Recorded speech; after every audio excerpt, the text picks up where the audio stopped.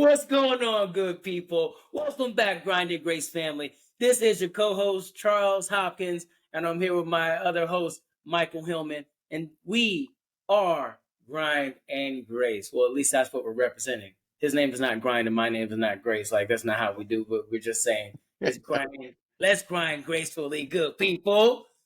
So, hey, Welcome everybody. say it again. I said welcome everybody. Welcome. Welcome. See, I'm the wild one. He's a tame one. I'm the yin. He's the yang. We come together like that. So one thing we want to talk about is this. How do you involve your spouse, friends, and family in your business? Do you do it? Do you not do it? And if you do it, how should you do it?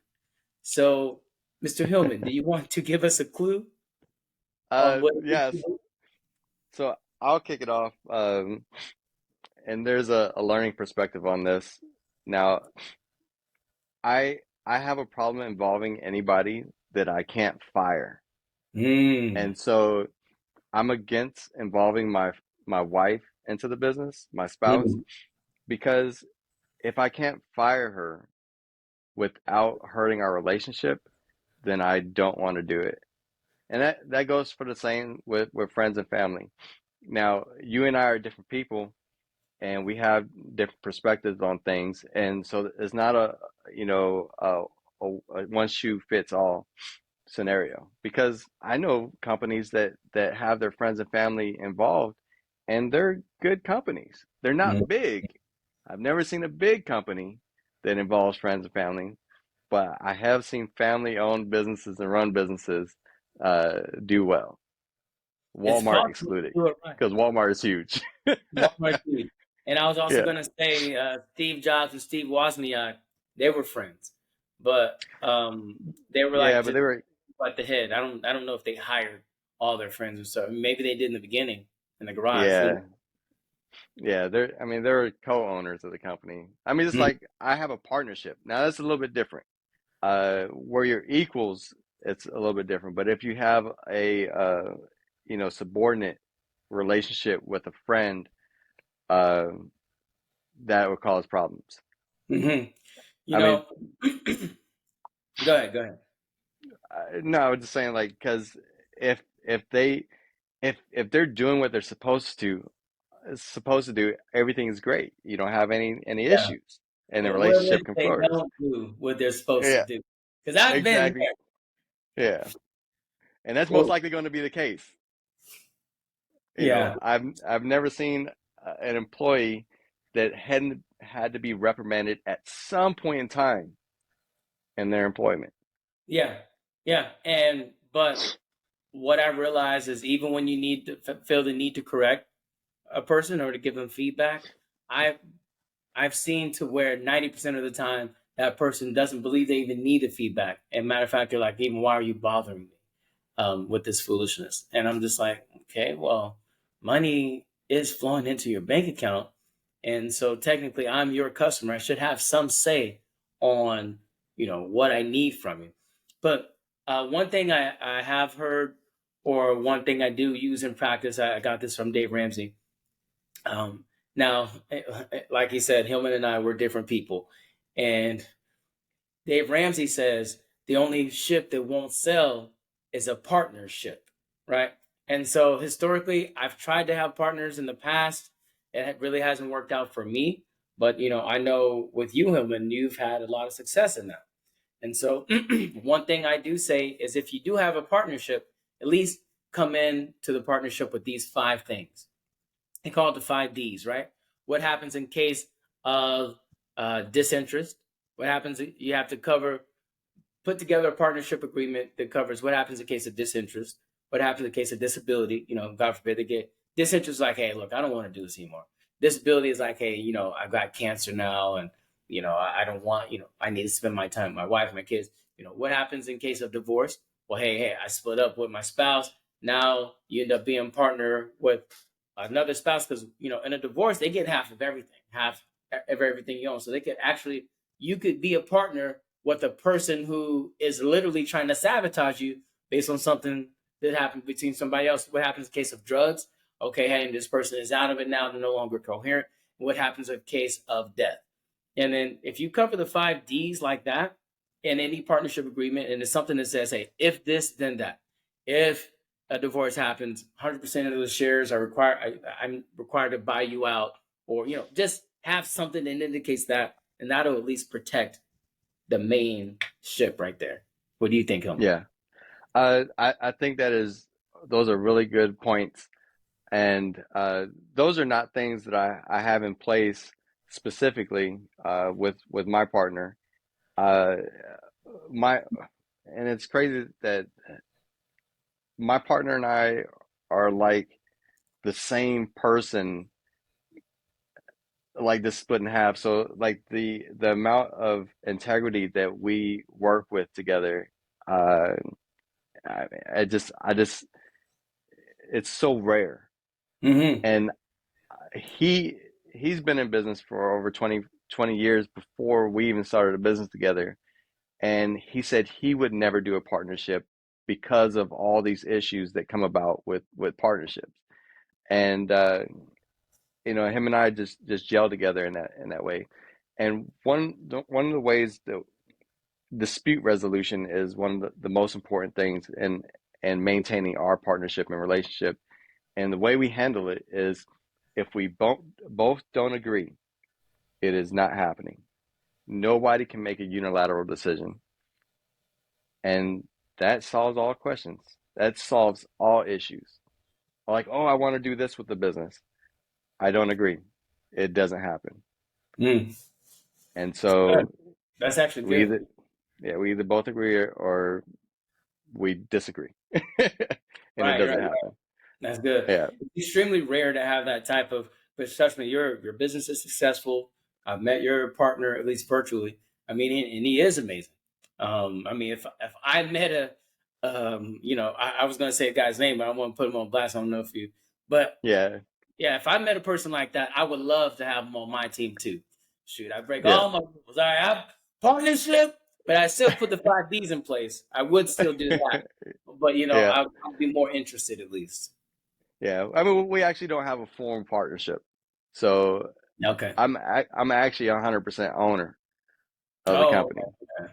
Okay. He's Yeah. an informal partner. Yeah, he's an informal partner and actually is treated more like a contractor or a vendor Or because of his he lives abroad. whatever. Sure. Yeah, yeah. So that tax Oh, situation. makes sense. Makes Yeah, sense. but Now, not go so into what detail about with that hiring? because that's not important. Yeah, yeah, yeah. No worries. So what about hiring wifey? What's up with that? So like I said, I wouldn't hire her because I can't fire her without it causing a Mhm. problem. But your wife actually works with you in one of your companies, and that's working out. Like I've seen her work. She's very independent and doesn't. She probably relied on you a lot initially, but she's very Mhm. independent now and doesn't really need your guidance on a lot of things. But you know, you can talk on how y'all developed that relationship successfully, and Oh yeah. some of the pitfalls. Because I know that I don't know like specifically, but I know just by being aware of the situation that I know it had to cause some issues personally at some point. Oh And yeah, how for did y'all sure. overcome those? Yeah. Okay. So how transparent would you like me to be on here? Because I Hey, want to that's be. your relationship. Okay. That's your Well, you know what relationship. though? My wife is extremely supportive. So I'll tell you what, I'm going to tell you all the truth just because I really want this to have an impact on your all's lives if you all are in this boat as well. But here's our story. So initially, when I first started my first company, I remember I needed help and I really didn't know what to do. And I was asking her, "Hey, could you help me do this?" She's like, "Look, this is something that you wanted to do." And we also had 3 little young kids. They were newborn at the time. So she's like, "Hey, I'm not able to help out in the business." I'm like, "Hey, I respect that." And so there came a point where the business is taking off. We're getting, we're good. We have our professional team. We have our technical team in place. And she's like, well, now I want to be a part of the business because, you're working all the time. And I'm like, well, I mean, I don't really have anything for you to do at this moment. So we didn't have any opportunity. Then I started the Amazon company, and I'm like, oh, hey, you want to join forces again? She's like, yeah. So I'm like, great. So we actually did join forces, but because she's my wife, to everyone else, okay, I'm the CEO, I'm the president. They understand there's a captain on this ship, and everyone takes the direction of the captain. The captain is steering, and the crew is supporting those efforts of getting us to our destination. Well, in her mind, she's co-captain. No experience, no Mm, training, but I'm your wife, and I'm equal now to you. And yeah, we're equal in relationship and status and everything else, but only in any company, one person has to be the primary leader. One person has to make the final decision, and you want that to be the person with the most technical experience in that endeavor. So we had disagreements initially. I was get like orders were given or directions were given, they weren't followed because hey, she's co-captain, she can make her own directions, right? So I'm like, hey, look, this is not going to work. So believe it or not, I had to fire her. And yeah, there was emotions, there was feelings involved.